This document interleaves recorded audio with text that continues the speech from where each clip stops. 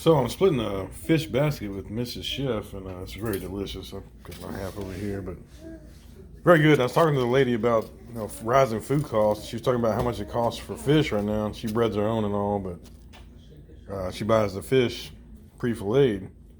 She said the case went up $25 in the last month. I said, believe me, I know the food costs have just gotten out of control especially the last month. Anyway, this is delicious, so I'm gonna dig in.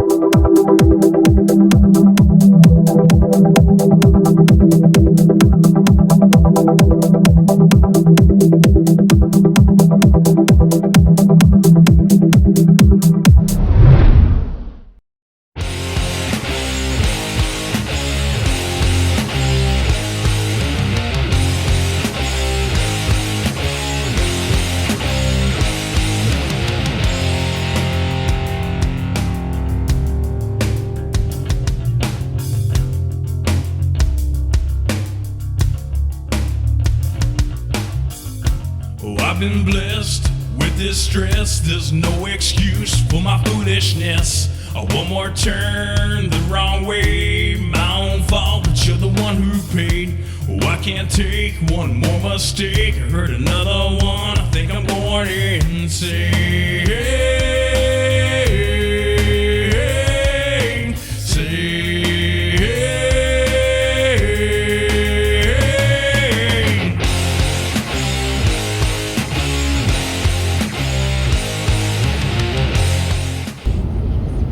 Well, folks, I was going to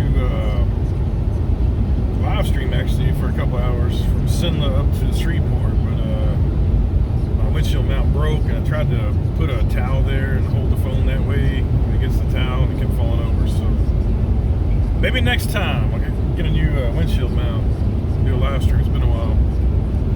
Anyway, I am headed back north and then west, far west, to Pecos.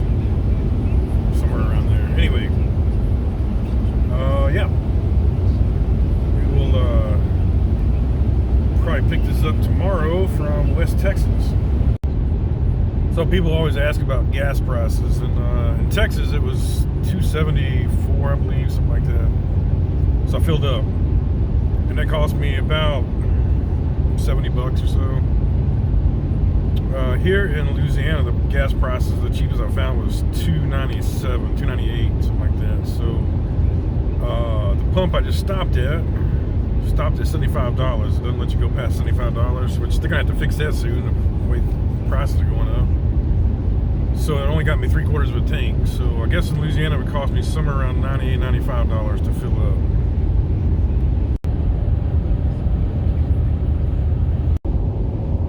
Anyway, I thought this was kind of interesting. When you're going north on the 49, you get back to around DeSoto Parish, everything kind of changes, and you kind of get out of the piney woods and back into some broadleaf oaks and stuff, and you can see everything kind of browns up. So you're far enough north now where the weather patterns of winter kind of affect it. But anything south of there, a lot of times it just don't get cold enough. You'll see the grass will still be green, and the trees. A lot of trees are evergreens down that way, so you'll see it's hard to tell if it's summer or winter when it's 80 degrees in December. But up here, you can definitely tell the difference. I'm getting a lot of glare off this windshield, but I'm just leaving Shreveport.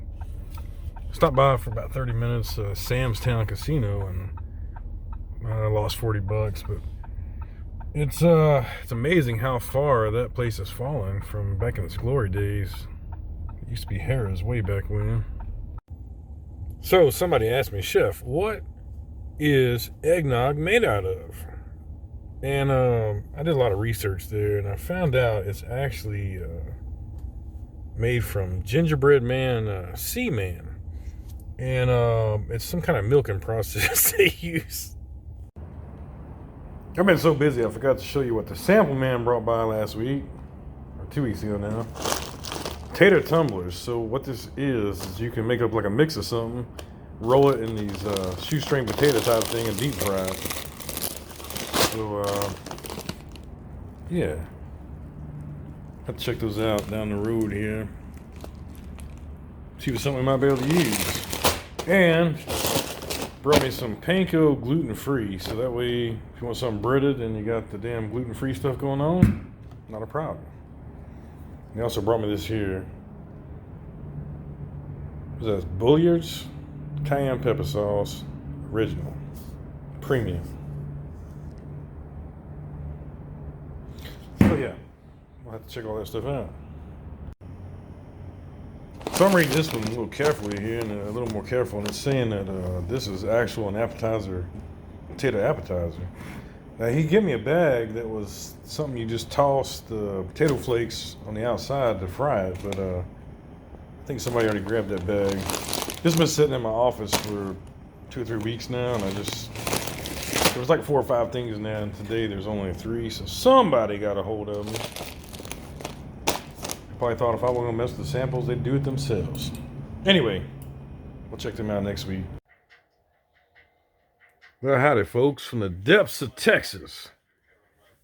Riding solo tonight. I didn't get any filming done of this event because I'm just beat. I think I got a few still shots I'll try to put in here, but it's been a long month long since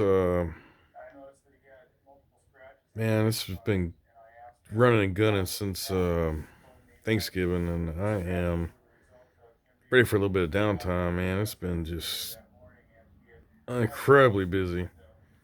So anyway, I can't get this focus. I'm going to bed. Good night. See you tomorrow.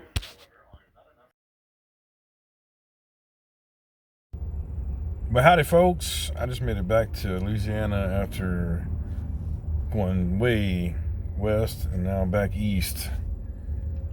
It's kind of a depressing time of year because that was the last run of the season. That's the end of all the Christmas events and all, and you gear up so heavy for that month-long load there between Thanksgiving and Christmas. I know we got some New Year's Eve parties and all, but that's the end of all the big Christmas parties. So it's always kind of a I don't know, like a true man, you know, you live for your work, and that's a part of you, you know.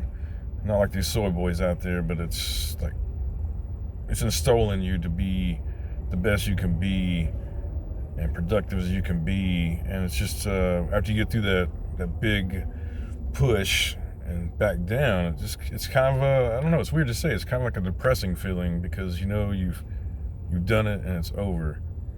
And of course, you know, it's going to ramp back up, and it has, you know, catering business has its ebbs and its flows, but it's always just a emotional release, I guess I would say, when you get through the busiest part of the year. And for me, it's always from October to the end of the Christmas parties. Just go, and then all of a sudden, boom, you know, just like that. So anyway. So when I get kind of this mood, I listen to a lot of 90s grunge music, get deep into it, and kind of like my way to release my emotions or something. I don't know. Sun's just about to set, and yeah. Also, it's a good time, like this time of year is when I like writing a lot of music. This is when I'm the most creative because you kind of go through it all and can really write some good lyrics. So I'll probably be writing some music over the next week. Get y'all some new music out there. So look where we are. We're in Jefferson. This is the old general store. Thought we'd run through here quick on the way back. See if it looks like a winter wonderland. Sorry folks, I'm getting a lot of glare on this here windshield, but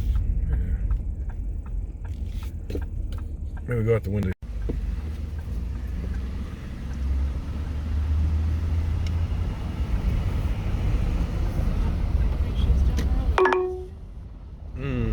Take the next right onto North Holk Street. That's our little syrup shop, Mrs. Chef. I actually need some of the syrup too. Oh.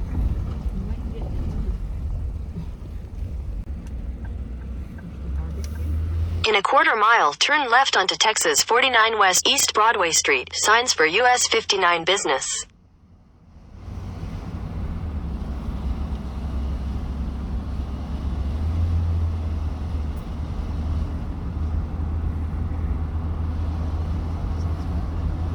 Heck yeah. This is the Bigfoot capital of Texas right here. Oh yeah, we need to stay at that bed and breakfast. It's cool looking.